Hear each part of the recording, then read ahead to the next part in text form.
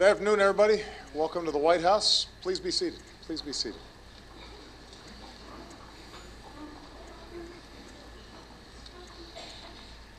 For our forces in Afghanistan, the Battle of Wanat was one of the most fierce of this entire war. 48 Americans, along with their Afghan partners, were manning their small base deep in a valley when they were attacked by some 200 insurgents. And those insurgents seemed determined to overrun an even smaller post just outside the base, an elevated patch of boulders and sandbags defended by just 9 American soldiers. Soon, under the relentless fire, all 9 of these men were wounded or killed. Insurgents broke through the wire, and that little post was on the verge of falling, giving the enemy a perch from which to devastate the base below. Against that onslaught, one American held the line.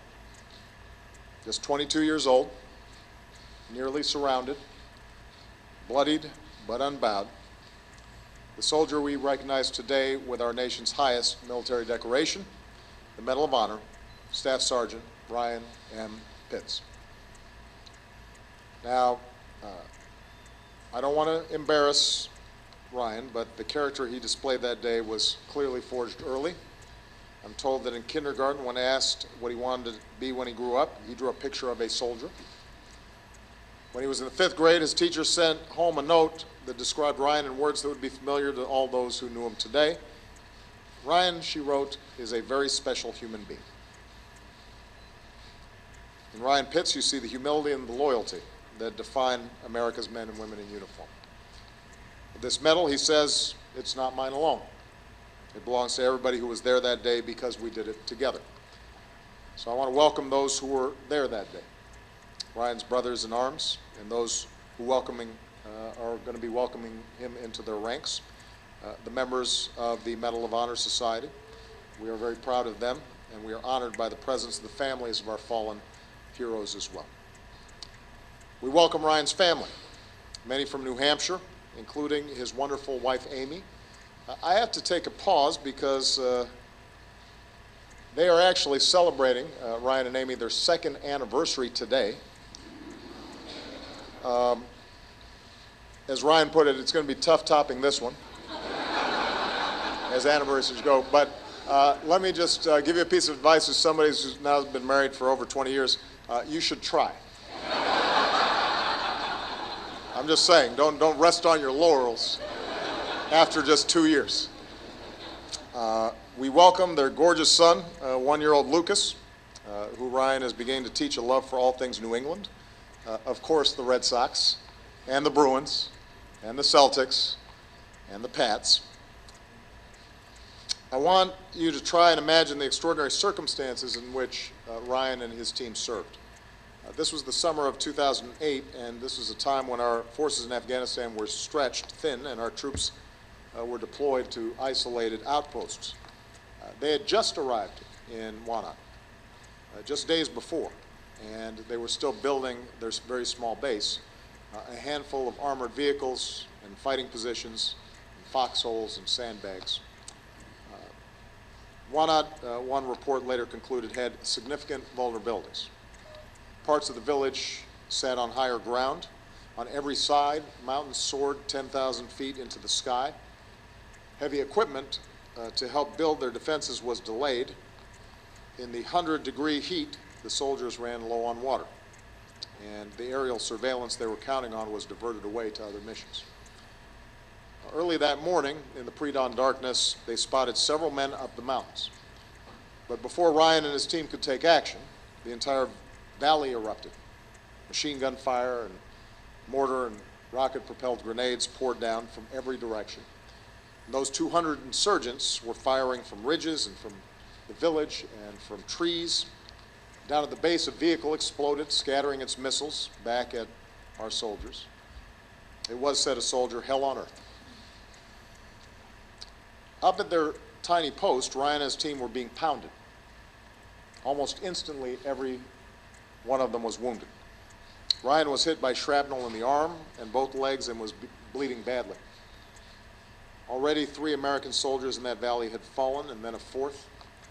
As the insurgents moved in, Ryan picked up a grenade, pulled the pin, and held that live grenade for a moment, then another, finally hurling it so they couldn't throw it back. And he did that again, and he did it again. Unable to stand, Ryan pulled himself up on his knees and manned a machine gun. Soldiers from the base below made a daring run, dodging bullets and explosions, and joined the defense. But now the enemy was inside the post. So close, they were throwing rocks at the Americans. So close, they came right up to the sandbags. 8 American soldiers had now fallen, and Ryan Pitts was the only living soldier at that post. The enemy was so close, Ryan could hear their voices. He whispered into the radio. He was the only one left and was running out of ammo. I was going to die, he remembers, and made my peace with it. And then he prepared to make a last stand. Bleeding and barely conscious, Ryan threw his last grenades. He grabbed a grenade launcher and fired nearly straight up so the grenade came back down on the enemy just yards away. One insurgent was now right on top of the post shooting down until another team of Americans showed up and drove him back. As one of his teammates said, had it not been for Ryan Pitts, that post almost certainly would have been overrun. Even with reinforcements, the battle was not over. Another wave of rocket-propelled grenades slammed into the post.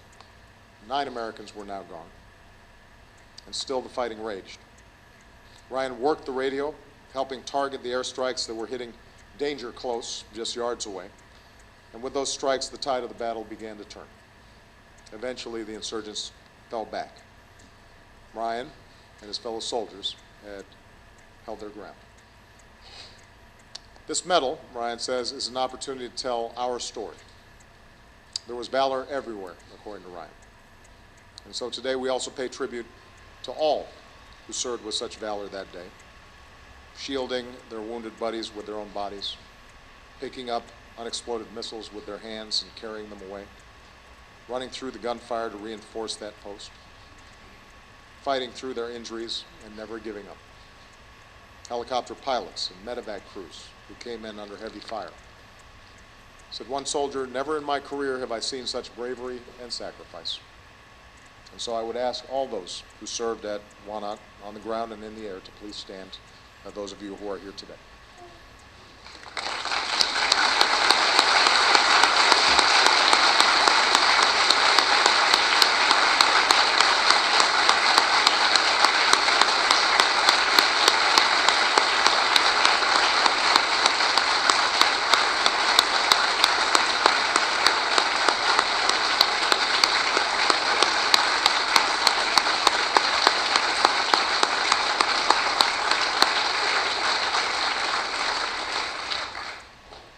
Most of all, Ryan says he considers this medal a memorial for the guys who didn't come home. So today we honor 9 American soldiers who made the ultimate sacrifice for us all. The son who absorbed love like a sponge, the expectant father whose dream would later come true, a beautiful baby girl, specialist Sergio Abad, the boy who dominated the soccer fields, fell in love with motorcycles, and there in that remote outpost took a direct hit in the helmet and kept on fighting, Corporal Jonathan Ayers. The photographer whose beautiful pictures captured the spirit of the Afghan people and who wrote to his family, "Afghanistan is exactly where I want it to be," Corporal Jason Boger. The father who loved surfing with his son, the platoon leader who led a dash through the gunfire to that post to reinforce his men, First Lieutenant Jonathan Brostrom. An immigrant from Mexico who became a proud American soldier on his 3rd tour, whose final thoughts were of his family and his beloved wife, Leslie, Sergeant Israel Garcia. A young man of deep faith who served God and country, who could always get a laugh with his impersonation of his commander, Corporal Jason Hovader. The husband who couldn't wait to become an uncle, the adventurous spirit who in every photo from Afghanistan has a big smile on his face, Corporal Matthew Phillips. The big guy with an even bigger heart, a prankster whose best play was cleaning up at the poker table with his buddies and his dad, Corporal Pruitt Rainey. And the youngest, just 20 years old, the little brother of the platoon who loved to play guitar and who says his dad did everything in his life with passion. Corporal Gunnar Zwilling. These American patriots lived to serve us all. They died to protect each of us, and their legacy lives on in the hearts of all who love them still, especially their families, mothers, fathers, wives, brothers and sisters, sons and daughters. To you, their families, I know no words can match the depth of your loss, but please know that this nation will honor your soldiers now and forever. And I would ask the Gold Star families from that deployment to please stand, including Allie Kaler, age 11, and Jace Brostrom, who this week turns 12. Please stand.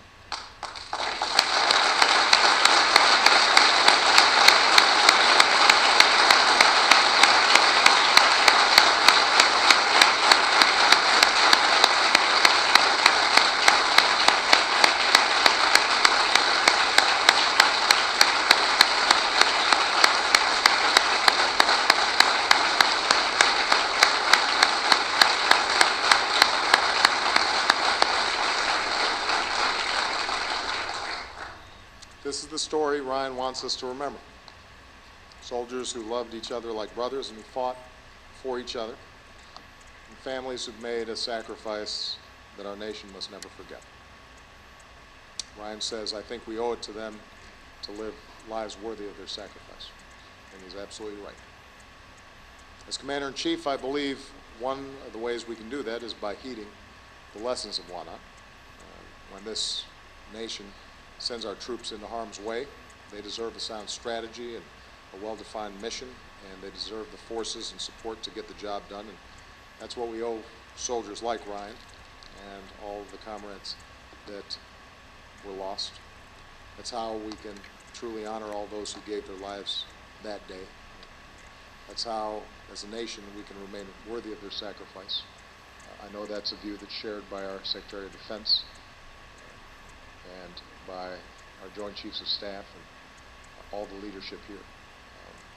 They're hard lessons, but they're ones that are deeply ingrained in our hearts. It is remarkable that we have young men and women serving in our military who day in, day out are able to perform with so much integrity, so much humility, and so much courage. Ryan represents the very best of that tradition, and we are very, very proud of him, as we are of all of you.